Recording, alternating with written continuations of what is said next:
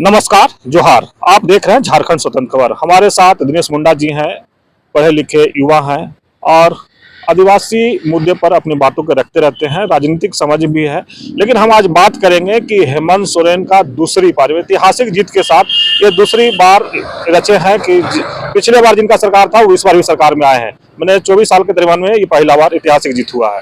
तो हमारे साथ दिनेश मुंडा जी आज बात करेंगे कि कैसे देखते हैं इस जीत को, और हेमंत सोरेन ये द्वारा जो फुल बहुमत में सत्ता में आए हैं इंडिया गठबंधन, वो उसको कैसे देखते हैं और उस पर क्या इनका सुझाव है या क्या कहेंगे। दादा जोहार। जोहार दादा। क्या कहेंगे, हेमंत सोरेन द्वारा सत्ता में आए हैं, प्रचंड बहुमत के साथ आए हैं, ऐतिहासिक जीत के साथ, क्या कहेंगे इसको? देखिए, जिस प्रचंड जीत की बात लगातार हो रही है, तो मुझे लगता है कि हेमंत सोरेन को इसमें एक होता है ना कि मदहोश होने की आवश्यकता नहीं है, क्योंकि ये जीत कहीं ना कहीं जेएमएम और इंडिया गठबंधन की जीत नहीं है। ये एक तरफ से अवसर दिया गया है झारखंडियों के द्वारा। यहाँ के जो तमाम आदिवासी मूलवासी जो लोग हैं, इनको ये अंतिम अवसर दिए हैं कि आपको ये अवसर जो प्रदान किया गया है, आप इस जो जीत आपको सौगात के रूप में दी है, तो उस जीत को आप सकारात्मक तरीके से ले और सकारात्मक तरीके से अगला सरकार को चलाने का काम करे।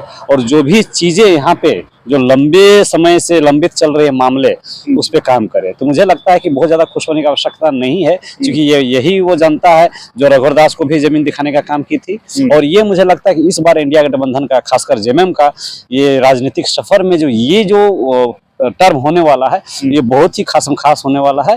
अगर वो सही तरीके से हैंडल नहीं करती इस टर्म को, तो मुझे लगता है कि आने वाला समय में फिर जनता इस तरह से दोबारा जेएमएम पे या फिर इंडिया गठबंधन पे भरोसा नहीं करेगी। अब रही बात की जो जीत रही है, उसमें क्या क्या वजह रहे हैं, तो आप देखिएगा तो बहुत सारे वजह हैं जिस वजह से ये प्रचंड जीत लोगों को इंडिया गठबंधन को मिला है। हम महिलाओं को धन्यवाद देना चाहेंगे, यहाँ झारखंड की महिलाओं को, जो घर के बैरिकेड को तोड़ते हुए, चार दीवारी को तोड़ते हुए, और सुबह 6 बजे से लेकर शाम 6 बजे तक, ये झारखंड के इतिहास का ये पहला ऐसा चुनाव था जो सुबह 6 बजे से महिलाएं जो लाइन पे लगी हुई थी, शाम 6 बजे तक, 7 बजे तक लगने का मतदाता। 6 बजे तो रिकॉर्ड रहा है। मेरे विधानसभा में, गोमिया विधानसभा में, आप हमारे बूथ में, मैं खुद 6 बजे तक वोटिंग किया हूँ। अपना वोट मैंने लास्ट टाइम ही किया था। तो ये जो महिलाएं घर से निकली है, ये हेमंत सोरेन को एक आशा और उम्मीद की निगाह से देख रही है और चाहती है कि वो महिलाओं पे विशेष ध्यान दे। जिस तरह से मैया सम्मान योजना लेकर आए हैं, इसका भी आभार प्रकट किया है यहाँ की महिलाओं ने, और मैया सम्मान योजना भी काम की है। तो मुझे लगता है कि बहुत ज्यादा खुश होने की आवश्यकता नहीं है, इसमें काम करने की है। ये आपको एक अवसर दिया गया है, इस पर काम करने की बात है। दूसरा एक बहुत बड़ा बात यहाँ पे क्या है कि मैंने पूर्व में ही कहा है कि अगर झारखंड में सत्ता की बागडोर संभालनी है, झारखंड में सत्ता की चाबी अगर आपको लेना है, तो यहाँ के आदिवासी सीटों पे आपको नजर डालना पड़ेगा। और इसमें भी जेएमएम जो है और इंडिया गठबंधन ने काफी ज्यादा मजबूत तो पहले भी थे, इस बार 1 सीट का बढ़ोतरी हुआ है। आप देखिएगा कि पिछला चुनाव में जहां वो 26 में थे, इस बार वो 27 सीट एसटी जो रिजर्व आता है, 28 में से 27 लेकर आया है और 1 भाजपा पे गया है। वही मुझे लगता है कि एक संजोग ही कहा जाए कि हमारे जो चंपैदा थे, वो जीत का जो टिकट है वो बीजेपी के पाले में डाले। तो मुझे लगता है कि एसटी सीटों में बीजेपी का पूरा सुपड़ा साफ हो जाने वाला। इस तरह से बीजेपी के आदिवासी को बीजेपी में खास नाराजगी, नहीं नाराजगी तो है, इसमें कोई तो बात नहीं है। लोकसभा में भी देखें, जितने भी रिजर्व सीट था, पांचों में बीजेपी को हार का सामना करना पड़ा। इस बार भी देखिए 28 में 27 हार जाना, 27 हार जाना, और वो भी आप वैसे सीट में जीते हैं जो चंपैदा, मुझे लगता है कि चंपैदा को जिताने में बीजेपी का कोई रोल नहीं रहा है। वो अपना एक उनका जमीन है, अपना एक कोर वोट है, उनकी पूरी राजनीति का वो एक जमा पूंजी है। तो वो चंपैदा जीते हैं अगर एसटी वोट से, तो एसटी सीट से, तो वो लगता है कि उनका मेहनत है, बीजेपी का कोई यहाँ मेहनत नहीं है। रहा दूसरी बात है कि एससी सीटों पे भी देखिए, ऐसी सीटों पे भी इंडिया गठबंधन ने काफी अच्छा प्रदर्शन किया है पिछले बार की तुलना में। इस बार भी इनको सीटों में बढ़ोतरी हुई है। इस बार मुझे लगता है कि 5 सीटों पे इन्होंने झंडा गाड़ा है। तो ऐसी सीटों पे भी इन्होंने काफी काम किया और एसटी वोटरों को भी रुझाने का इन्होंने काफी काम किया है। और दूसरी बात क्या है कि अगर आप देखिए तो यहाँ पे जिस तरह की योजनाएं हेमंत सरकार लेकर आई, भले वो चुनावी दाव पेच हो, लेकिन कहीं ना कहीं काम कर गया है। मैया सम्मान योजना जो लेके आई, और इस पे जो राजनीति चला, जब मैया सम्मान योजना 1000 पे चल रही थी, तो बीजेपी ने कहा कि गोगो दीदी योजना लेकर आएंगे, हम 2100 देंगे। तो यहाँ पे भी सूझबूझ देखते हुए, राजनीतिक दांवपेच देखते हुए हेमंत सोरेन ने बोला है मैं 2500 रुपया मैया सम्मान योजना के रूप में पर मंथ महिलाओं को दूंगा, समान राशि के रूप में दूंगा। तो ये भी ट्रिक काम किया है। और झारखंड के इतिहास में मुझे लगता है कि ये पहली नहीं, ये दूसरी दफा है जब आम लोगों को इतना कर्ज पे, आपने सुना होगा ना कि बीजेपी सरकार आती है तो बड़ा बड़ा उद्योगपतियों का कर्ज माफ होता है, अडानी अवानी का माफ होता है, किसानों का, आम लोगों का कर्ज माफी नहीं होता। ये पहली सरकार थी, ये पहली आम जनता की सरकार थी जिन्होंने बकाया बिजली बिल माफ किया, जिन्होंने किसानों का कर्ज माफ किया। तो ये कहीं न कहीं इससे बहुत ज्यादा लोग खुश थे और इससे लोग जुड़े भी हैं। तो ये सब योजनाएं भी जो है मुझे लगता है कि जेएमएम को या फिर इंडिया गठबंधन को सत्ता की चाबी सौंपने में बहुत बड़ा रोल रहा है। और एक बड़ा इंटरेस्टिंग फैक्टर रहा है जो हम लोग यहाँ चर्चा करना चाहेंगे, इसको छोड़ ही नहीं सकते हैं। झारखंड की राजनीति करनी है या झारखंड में राजनीति की बात करनी है तो यहाँ पे एक जो तीसरा मोर्चा जो खड़ा हुआ था, भले वो पूरी तरह से सफल नहीं रहा। हम बात कर रहे हैं आपके जयराम महतो की पार्टी जेलखेम की। भले वो दावा कर रहे थे कि हम लोग पूर्ण बहुमत के साथ सरकार बना रहे हैं और उनके समर्थनों के द्वारा ये भी दावा किया जा रहा था कि अगला सीएम जयराम महतो होंगे। भले उन्हें आशा के अनुरूप क्या कि मतलब असफलता तो बुरी तरह से उन्हें मिली है, लेकिन एक बहुत अच्छी बात है कि झारखंड के मुद्दों को लेके जो टाइगर जयराम महतो धारते थे उनको अवसर दिया है जनता ने, और उनको अवसर दिया कि आप सदन में आप कितना, चूंकि रोड में तो आप काफी दहाड़े हैं, अब सदन में किस तरह झारखंडियों की बातों को रखते हैं, झारखंडी मुद्दों को रखते हैं। तो ये एक अच्छी चीज रही है कि जेलखेम से एक हमारे युवा साथी का पदार्पण हुआ था राजनीति में और उनका सदन तक भी पहुंचाने का झारखंडियों ने काम किया है। लेकिन इस बार जो परसेंट जीत रहा है, भले जेलखेम को आशा के अनुरूप सफलता नहीं मिली है, लेकिन उनका खड़ा होना कहीं न कहीं बीजेपी के लिए भारी पड़ गया और जेएमएम इंडिया गठबंधन को एक समझिए कि बहुत ज्यादा उसको गिफ्ट के रूप में इसको मिल गया। क्योंकि आप देखिएगा कि मुझे तो लगता है मोटा मोटी 6-7 सीटों में तो एकदम एक तरफा वो उनके पार्टियों के द्वारा वोट काटा गया है। कुछ लोग भले इनको टेग लगा रहा है कि वोट कटाओ पार्टी है, लेकिन सरकार, मैंने पूर्व में कहा कि सरकार बनाने और गिराने में ये समीकरण को जरूर बदलेंगे। और देखिए समीकरण को चेंज करने का काम किया गया है, चाहे वो गोमिया विधानसभा लीजिए, चाहे वो डुमरी लीजिए, चाहे आप बेरमो लीजिए, चाहे आप रामगढ़ लीजिए, चाहे आप इचागढ़ लीजिए, चाहे मांडू लीजिए, जहां भी जाइए, जहां पे भी अगर कुर्मी समुदाय खासकर जयराम महतो का सिल्ली, हाँ सिल्ली को देख लीजिए ना, दिग्गज नेता हमारे सुदेश महतो जी को हार का मुंह देखना पड़ा। कह रहे हैं कि आजसू के बारे में क्या कहेंगे आप?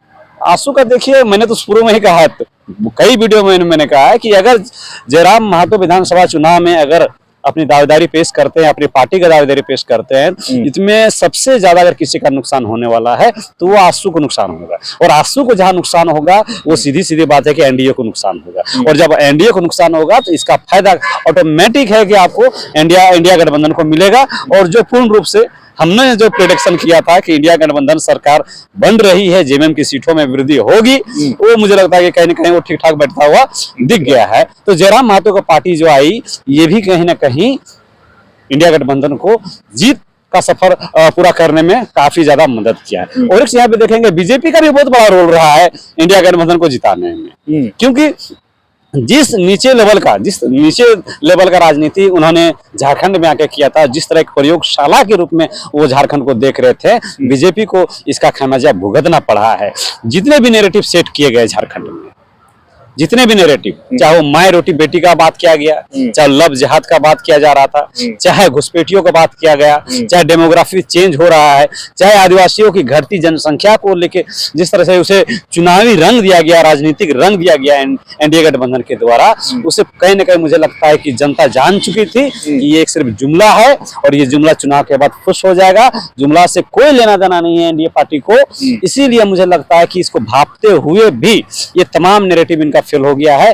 और यहाँ पे जो हेमंत दोबारा का नारा चलाया गया था, वो नैरेटिव कहीं न कहीं काम कर गया है।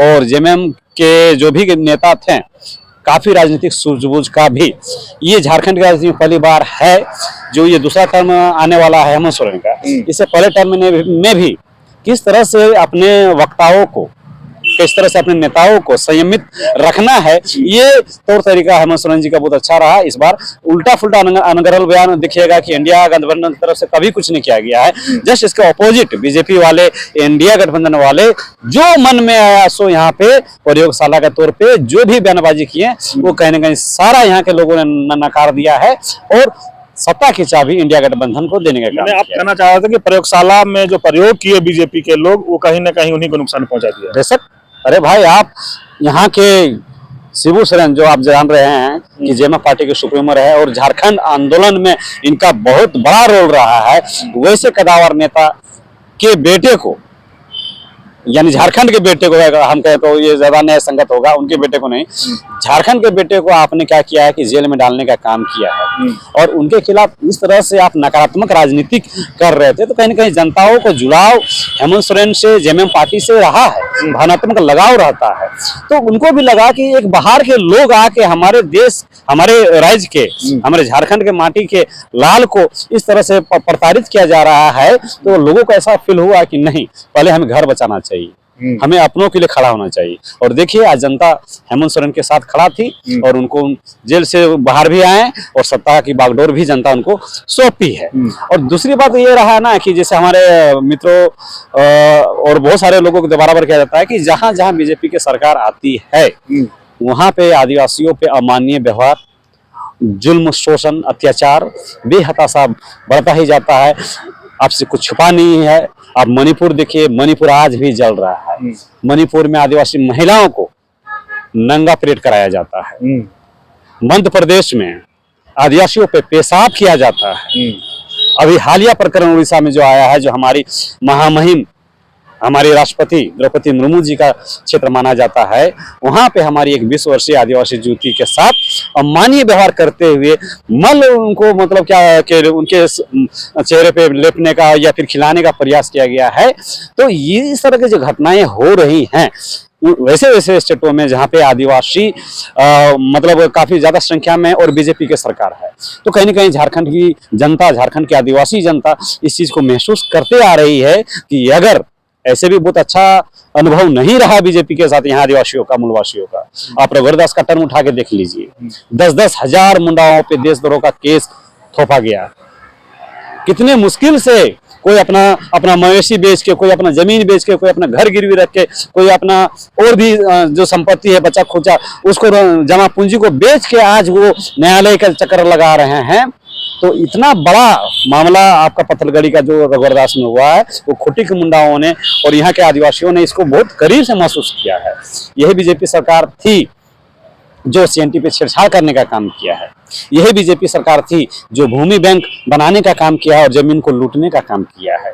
यही बीजेपी की सरकार थी जो उद्योगपतियों का जमावड़ा, आप जानते होंगे, झारखंड मोमेंटम के नाम पे मेला लगाया गया था, किस तरह से यहाँ आदिवासियों की जमीन को लूटा जाए। तो बीजेपी के साथ जो टर्म रहा है, यहाँ के जो लगाव रहा है आदिवासियों का, बहुत अच्छा संबंध नहीं रहा है, बहुत अच्छा प्रभाव नहीं रहा, एक्सपीरियंस नहीं रहा है लोगों का।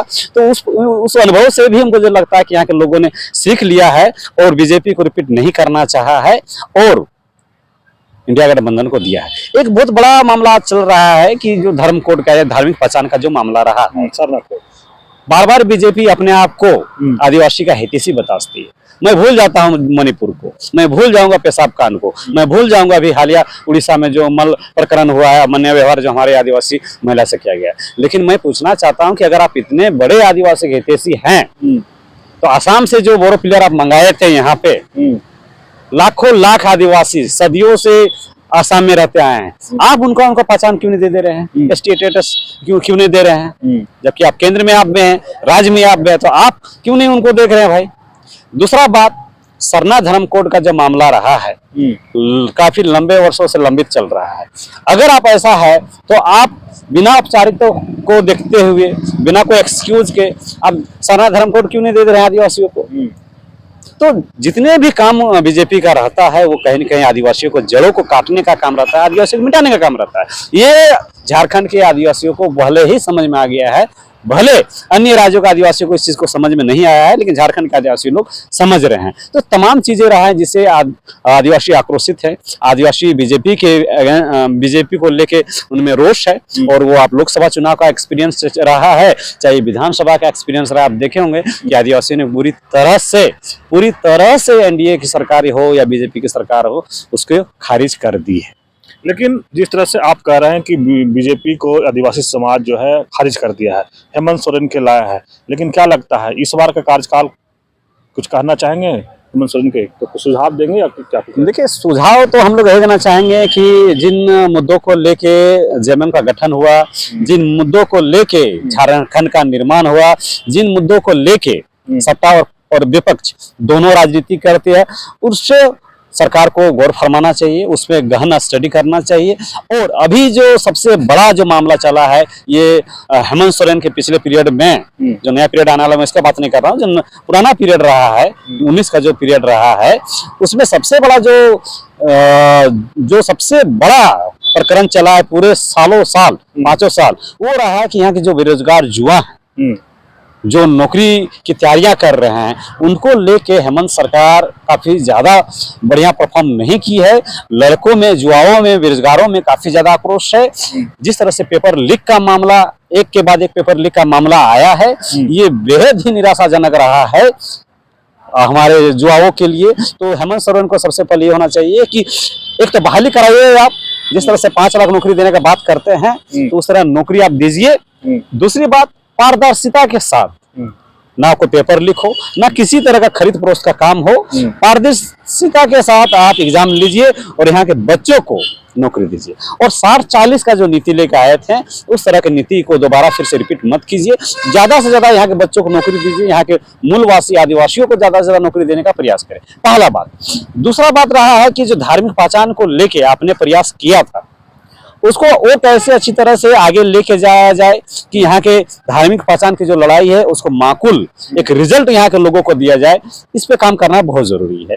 एक तीसरा मामला रहा है कि स्थानीयता का, काफी लंबे समय से स्थानीयता का मामला, हमको लगता है कि झारखंड निर्माण होने से पहले से ही ये आंदोलन चल रहा है कि यहाँ के स्थानीयता को परिभाषित किया जाए, झारखंडी कौन है और झारखंडी कौन नहीं है, इसको डिफाइन करना बहुत ज्यादा जरूरी है। तो मुझे लगता है कि स्थानीय नीति को लेके भी इस हेमंत सोरेन को आगामी जो सरकार गठन होगी उसमें इसको ध्यान में रखते हुए इसको लागू करने का काम किया जाए।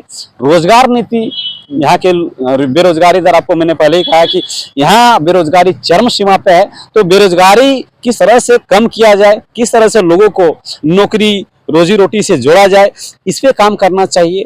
हाँ, शिक्षा पे तो मैं जानता हूँ कि शिक्षा में आपने बहुत ज्यादा प्रयास किया है, तो उसको और ज्यादा प्रयास करने की आवश्यकता है। विस्थापन, पलायन यहाँ की बहुत बड़ी समस्या रही है, शुरू से रही है। मुझे तो लगता है कि झारखंड निर्माण के पीछे एक बहुत बड़ा मुद्दा था विस्थापन और पलायन।